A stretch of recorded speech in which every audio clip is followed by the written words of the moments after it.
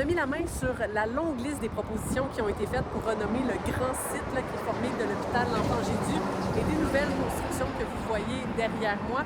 Sur cette liste, on retrouve surtout des noms de personnalités québécoises, du milieu de la santé ou pas, et des noms liés à la situation géographique du lieu.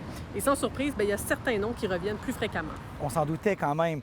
Des noms, par exemple, comme Dr Irma Levasseur, qui est une des fondatrices de l'hôpital, est revenue à plusieurs reprises. On a eu le Centre hospitalier de la capitale, des références à Champlain. Donc, on a eu plusieurs références, beaucoup de noms de femmes bâtisseuses du Québec aussi qui sont venues. Je pense à Marie Rollet, Florence McDale. Et quand on pense à des appels de propositions de la sorte, on ne peut pas s'empêcher de penser à l'histoire de Boaty McBoatface. En 2016, en Angleterre, on voulait trouver un nom pour un bateau de recherche en milieu nordique.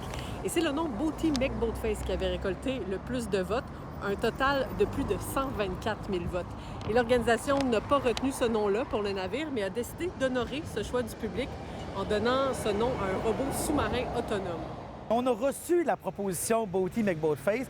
On n'a pas eu de ce type-là, à part la suggestion Boaty McBoatface, mais on a quand même des noms, je dirais, moins naturels dans l'analyse, qu'il va falloir aller pousser plus loin pour voir ça vient de où, qu'est-ce que ça veut dire. On a eu des connotations, entre autres, autochtones, ce qui est super intéressant.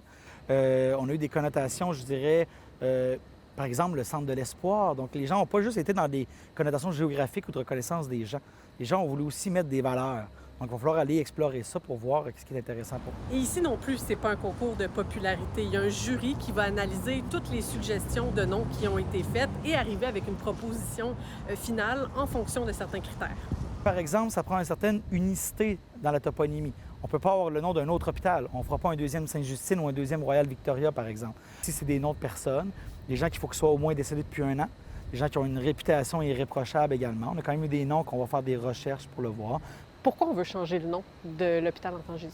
En fait, il faut se rappeler qu'ici, on a quand même un gros projet de développement majeur qui est le nouveau complexe hospitalier. Parce qu'il faut dire qu'à terme, c'est le mariage de l'hôpital de l'Hôtel-Dieu de Québec et de l'hôpital L'Enfant Jésus sur un même site. On parle de presque 1 kilomètre de long en tout. On ne veut pas non plus dénaturer l'histoire et les racines du site. Donc, l'hôpital existant que tout le monde connaît va s'appeler le pavillon de l'Enfant Jésus. On garde cette toponymie-là qui rappelle justement les racines et l'histoire très riche de cet hôpital-là. Et le nouveau nom qui sera retenu sera dévoilé au printemps prochain. À Québec, Laurence Royer pour Nouveau Info.